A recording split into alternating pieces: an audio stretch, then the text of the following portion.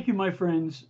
David, thank you so much. It's been just an honor and a pleasure to work with you and our brother Rorschach and to help in a small way all these wonderful poets that gather together.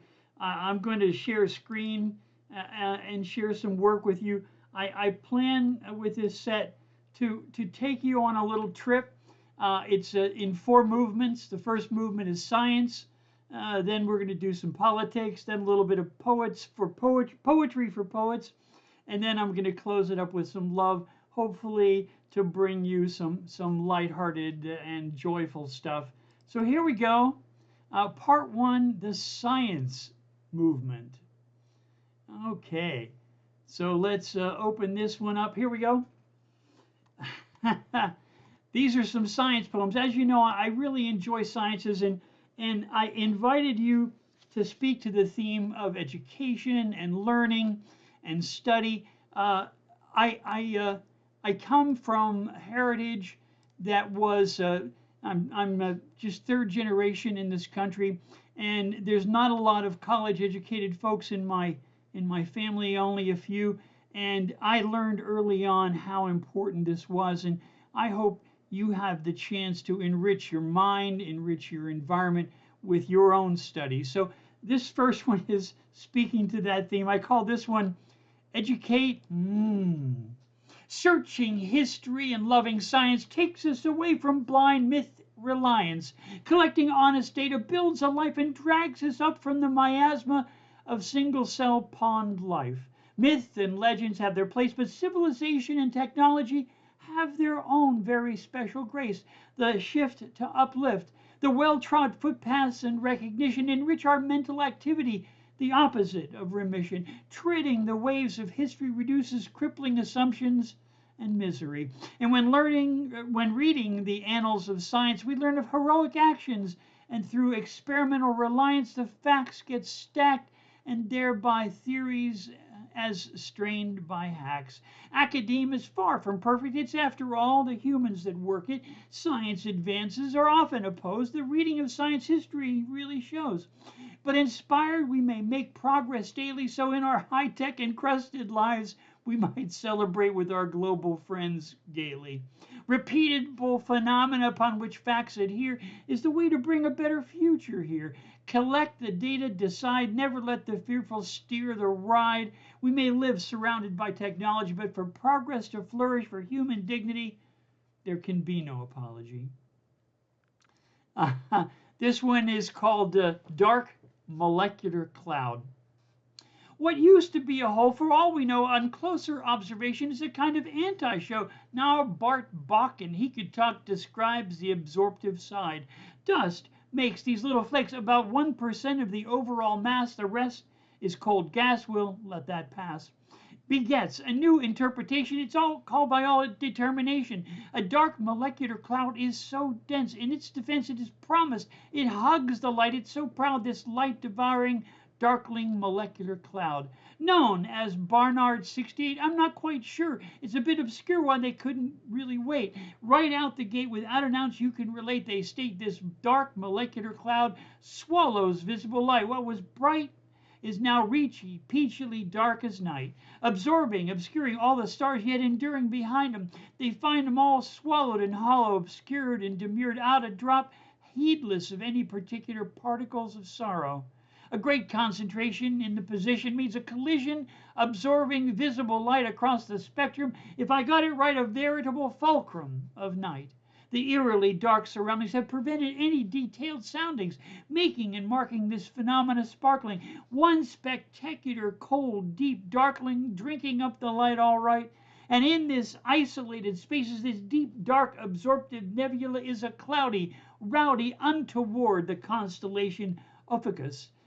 Can I really do this? It's also called Box Globule, a tick-tock, thick shock module, the constellation straddling as if he's somehow paddling. There, beyond, barely visible, beyond the infrared, the slightest whisper is said irrisible. The clouds of very cold gas and dust that we trust are so thick they nearly opaque and sink the visible light, and if we've got it, might, if right, be a stellar nursery, conversely, perversely fertile, even so, more than myrtle. Now this is a true story. When I lived in Miami, and in South Florida, the land is very, very flat. If you've ever been there, you know that. But there is this huge mountain south of Miami that's made of garbage. And since Florida is still quite hot, there's quite a effervescent perfume, if you will, exuded by this giant mountain of garbage. So I will tell you one other thing: that the waters just off this is really right up against the coast, is Biscayne Bay, which is a national monument and a wildlife preserve. Here we go, up on Garbage Mountain. Up on Garbage Mountain, along the Biscayne Bay, although the seagulls stop for dinner, they seldom fly away. Would be a foul idea to build it up so high. It's not too wise to leave all that garbage piling higher, faster, wide. Mountainous high, strenuous glazes, heat hassle hazes, layers strumming, summing suns drumming, heating, stuffed surprise. Trucks take dumps on hasty humps, leak, laughing, pungent snares, vapors drifting, wafting, lifting, sifting in the air, waves welling, falling, smelling up the air. Don't rush right up to drink the cup without a sealed tight mask to wear. We don our yellow gloves there, our acid-tested boots, completely airtight overalls and air-conditioned suits, with special pressure steel-toed boots amid the gushing whoosh. The bugs are mighty strange there. We've quite a special strain. The chemicals they've hatched in resemble acid rain. They carry mighty virus, sure, a highly aggressive brood. So do not park your car nearby. They've acquired a taste for tires. Radials are good.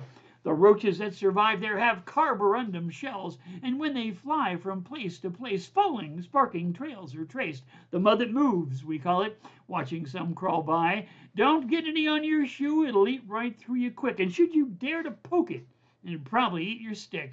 One thing you'll find amazing as it reaches clown-rimmed Olympic heights.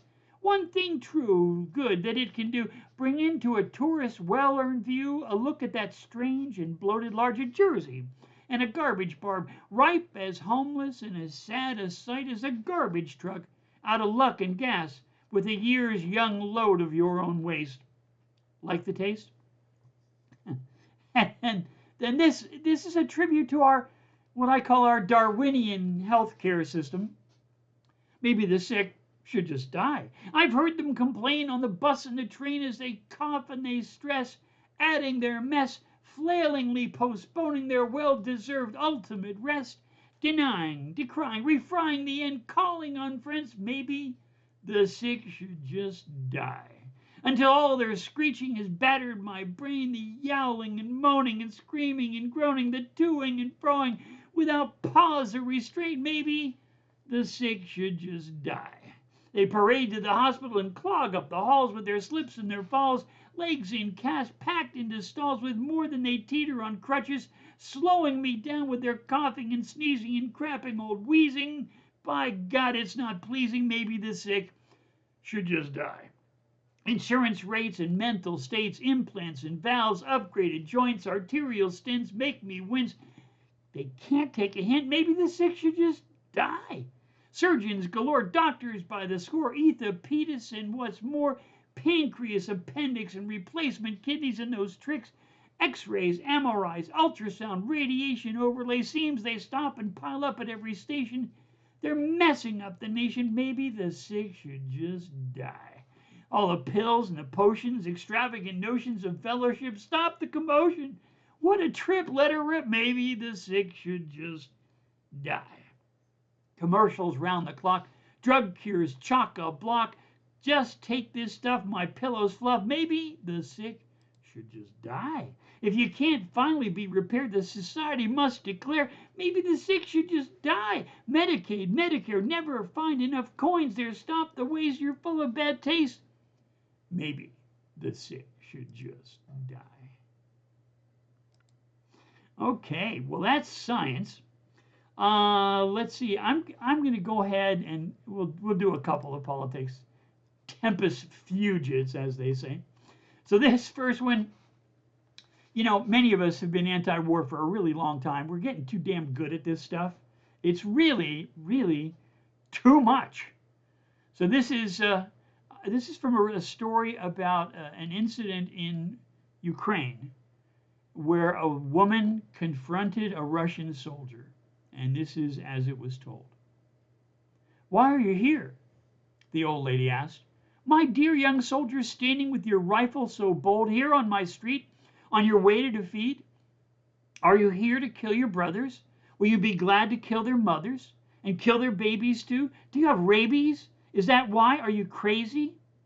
Must we die so you can save us, or will you find your grave here with us?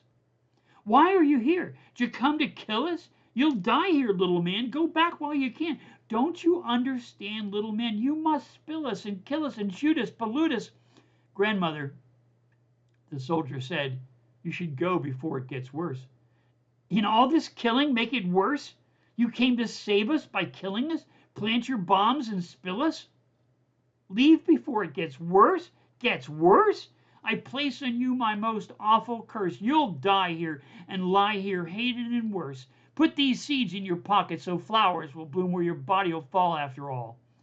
"Please go, old mother," said the soldier, "before it gets worse." "Worse than you and your killing?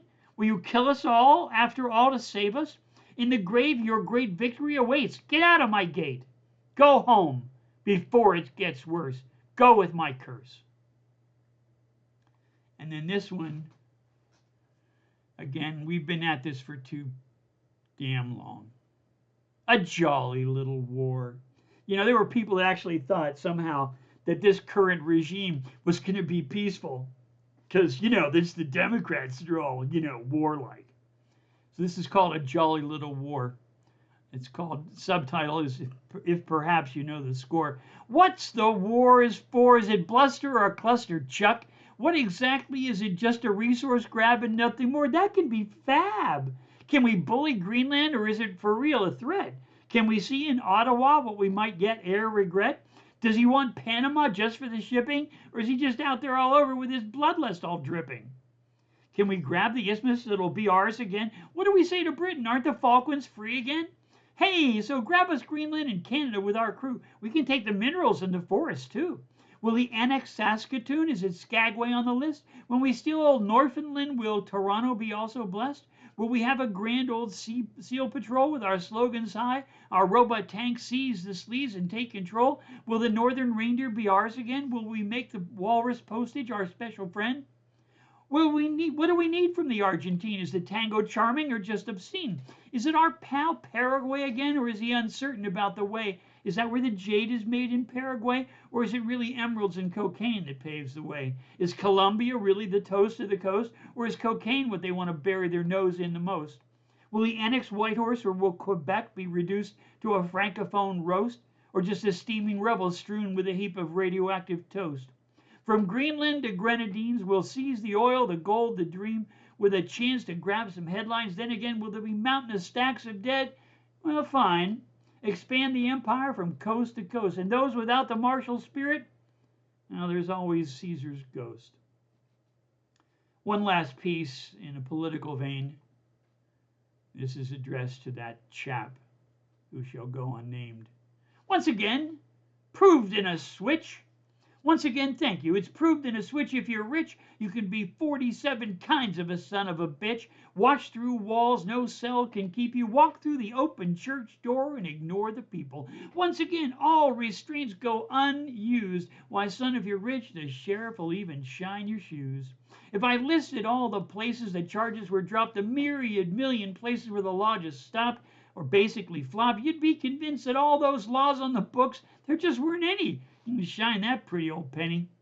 If sadly you didn't have any, well, that is if you were cash short and law snorts. Or like old Jack Benny, if you're down to your few last pennies, on you the law would drop. If you had not 2 coins to rub together, stop. You'll be hauled up on a million charges, or maybe accidentally some copper's gun discarges. Accidentally, of course, because it's rare, but you poor old pool boy, you'll probably just end up in jail. It's completely unnecessary to remind that any rich man in any court will find a special place to rest his feet on a fleet of eternity's attorneys to make it all read. Steal some secrets, corrupt elections, maybe he'll see justice or just his next few connections. How he stumbled past any law form, he'll just laugh and pass out some gingerly, tinselly, gold-plated chloroform, steal and rob or murder for sure, and barely 10 minutes later he's waltzing out the door. He'll be rewarded in the end as long as he can buy enough of those judicial prejudicial friends. Justice just looks away and coughs. Election interference, don't you worry that well-coiffed head. All the charges will be suddenly circumstantially dismissed instead.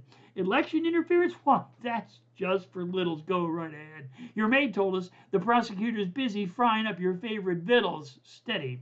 Investigations of your bogus college scheme were dropped. They fought by a hopping prosecutor with willful knowledge. Amazing what writing cutting checks can do, whether from Manhattan, Miami, or Kalamazoo, says you.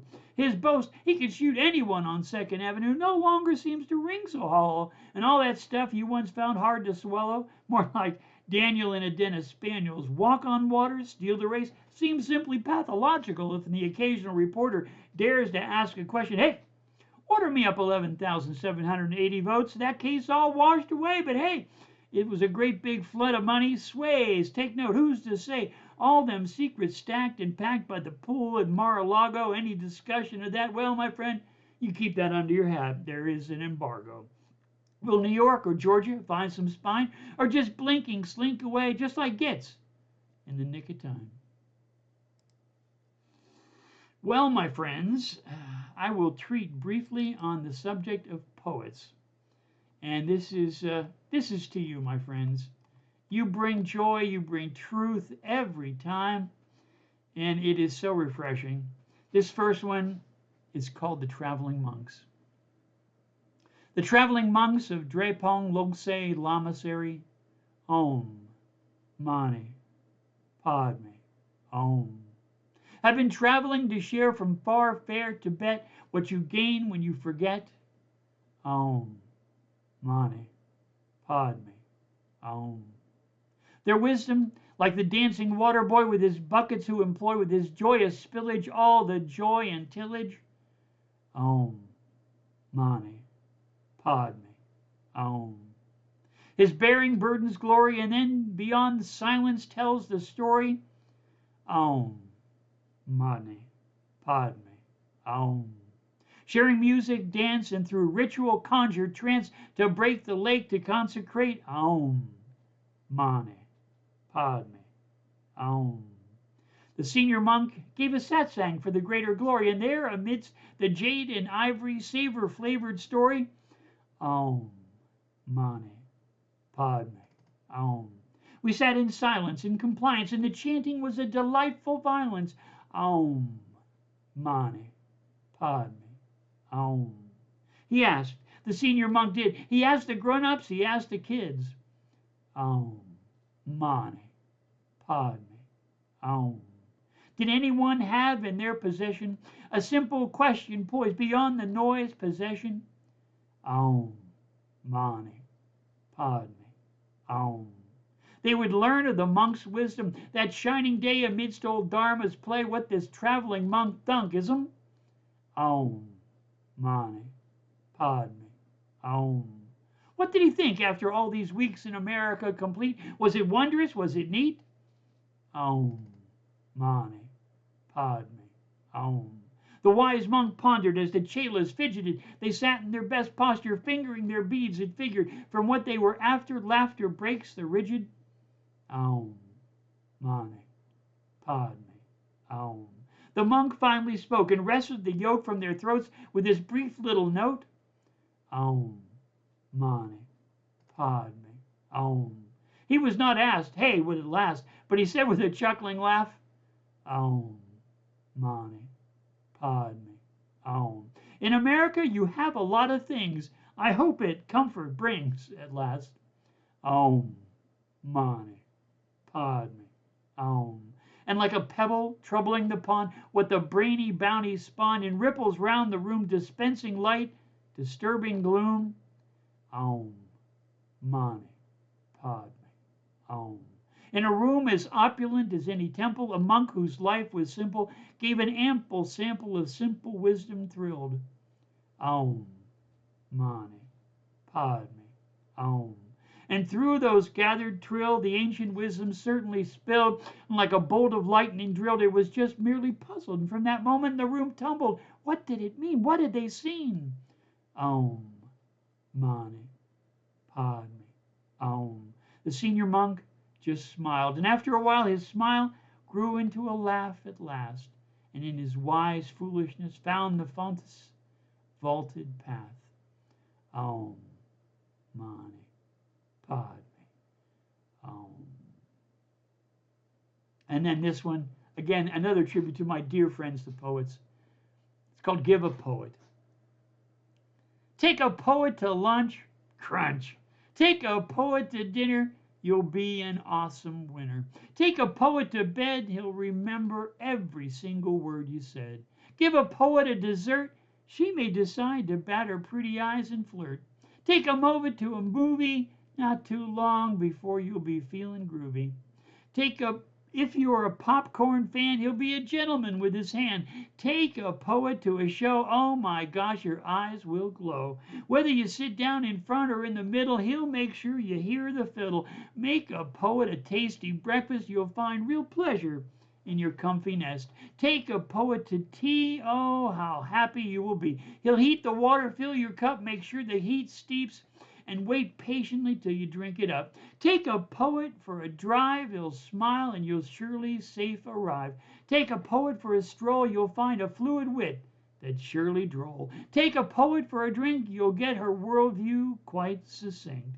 Pour a poet a cup of coffee, she will offer passionate kisses sweet as toffee.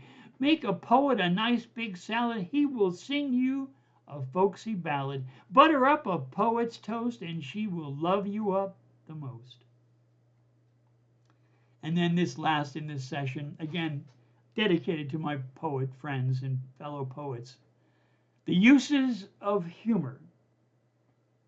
When it's said, or you suspect that all your plans are gone and wrecked, when you're sad, mad, glad, or simply by something evil or not quite bad, you may stutter or stammer too. When you're in a jam, do you reach at length for something potent like a Regent or a Nugent?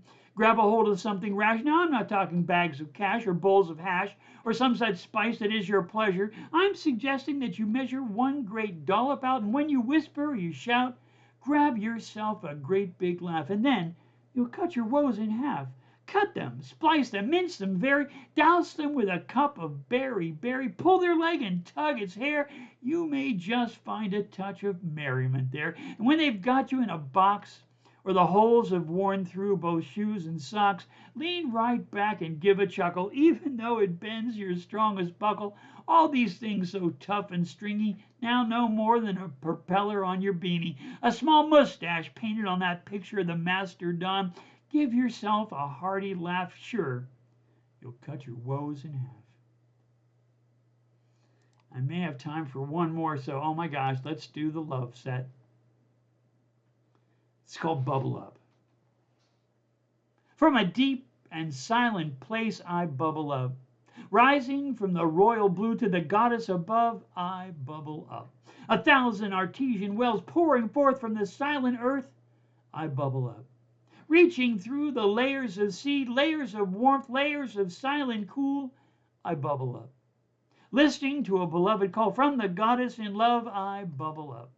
Rising from the valley to the peak, from the roots to the trees, I bubble up. Rising from the depths to the surface, rising up from the earth to the air, I bubble up. Rising on a million bubbles of hope, bubbles of words of light, I bubble up. Rising from your toes to your feet, rising with the swirling light, rising from your leg to your spine, I bubble up. Filling your arms, filling your neck, each hair extended, I bubble up. Rising through your spine in kundalini time, I bubble up. Filling you from toe to fingertip with a million bubbles of light, I bubble up. Your entire form charmed in light, your entire being in delight of starfire, I bubble up. Our light merging, our souls surging, Doppler shifts to blue, we bubble up. Showers of blue sapphire, iridescent puddles, seething galaxies of ecstasy, we bubble up. And then this one, a little COVID poem. but love is intrinsic in it. It's called Down from the Trees. Honey baby, tell me please, since we're not so long down from the trees, you scratch my back and I'll scratch yours, up in the branches or down on deeply polished floors. We like reciprocal, you and me, ever since we balanced on the limbs of trees, whether out in the car or up in the tree. I'll groom you and you'll groom me. The only thing now that's left for us as the virus sets a fence between what we really feel and what we really mean, with you so far away on the other side of the glowing screen another day, we wave weakly. How I miss your sweet perfume and the many ways, darling, you decorate a room. The distance Mars, our love sealed up behind the screen's glass wall, untouched. Oh, honey baby, tell me, please, since we're really not that long down from the trees, I wish you were here to find and pluck off all my fleas. We're isolated, out of touch, and miles away, my fingers clutch in disarray, my clothes askew. Oh, what I wouldn't give for you to have your seat beside me here, with your fingers searching my matted hair, even to have you look with scorn at the clothes piled across the room I've worn. I'd even eat the toast you burn if I could beside you touch you and warmly turn. And then finally, this is to all my faraway friends. If you were in Oslo, if you were in Oslo, I would never wait. I wouldn't go slow, but you know that very damn well. If you were in Vienna, I would rush in an instant to see you. Doubly sure in Singapore, in the blink of an eye, I'd be out the dang door, and you know why. If you were in Madrid, let me tell you, kid, or if you were in Rome, I'd make you feel at home. If you were in Bern, that's all I'd ever have to learn. But if you were in Shanghai, I wouldn't ask you when or why. If you were in Johannesburg, I'd tell you all the things I learned. If you were in Singapore, quick as an email, I'd be right at your door. If you were in Rio, I'd be so very glad to see you.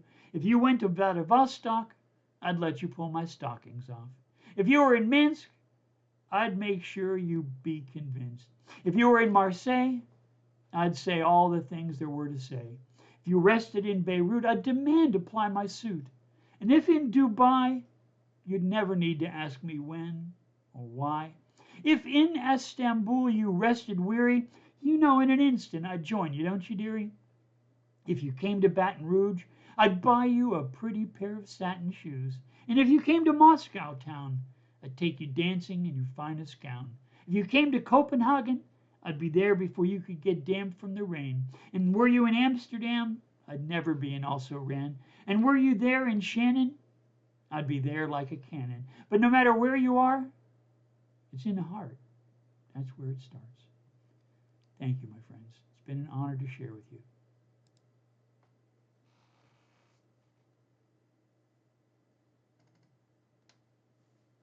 Recording stopped.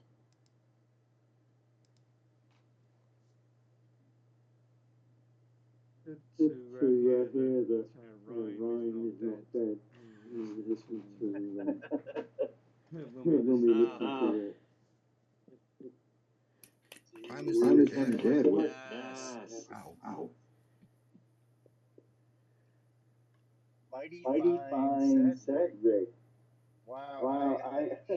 Indeed, Galaxies of ecstasy treated us to. No matter what your subject is, you always have this playful touch, the the linguistic grace. absolutely loved it. So, Please, please, anyone open up your mic and clap or laugh or clapter, which is the combination of the two. Say a word. Huzzah. All those rhymes, a heck of a time. Woo!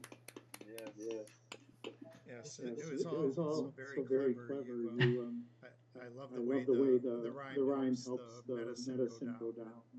And you I wonder sometimes if you revise things the way other poets do. I imagine you do, but it just seems to flow so naturally, like that long political rant. It just seems more like stream of consciousness, and it flows. And I just can't imagine you going back to it and needing to change it. But it's wonderful. A lot of good stuff.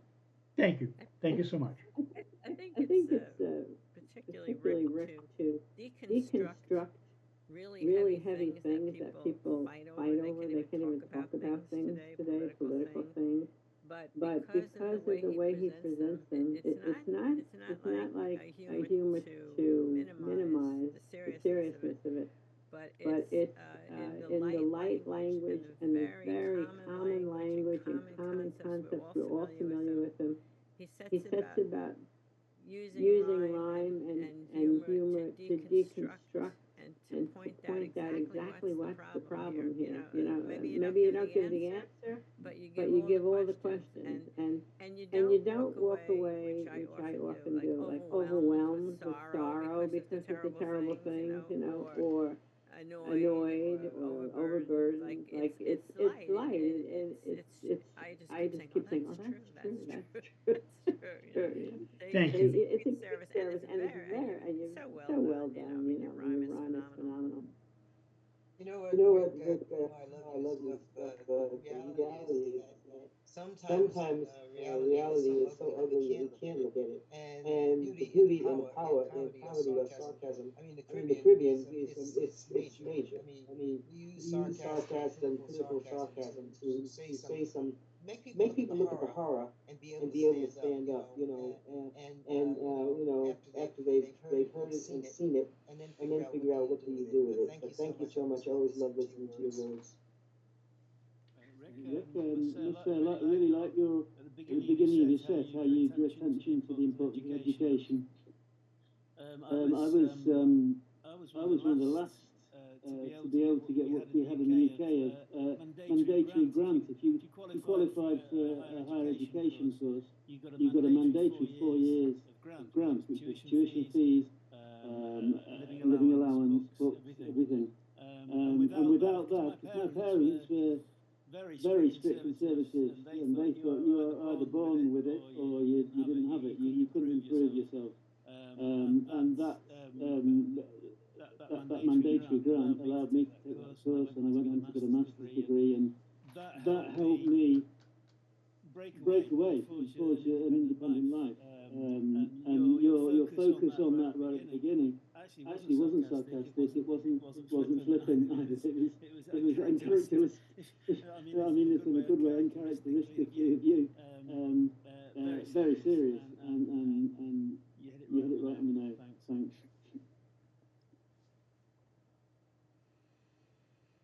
Thank you so much, my friends. An honor to be with you. Great hearing the extended set, Rick.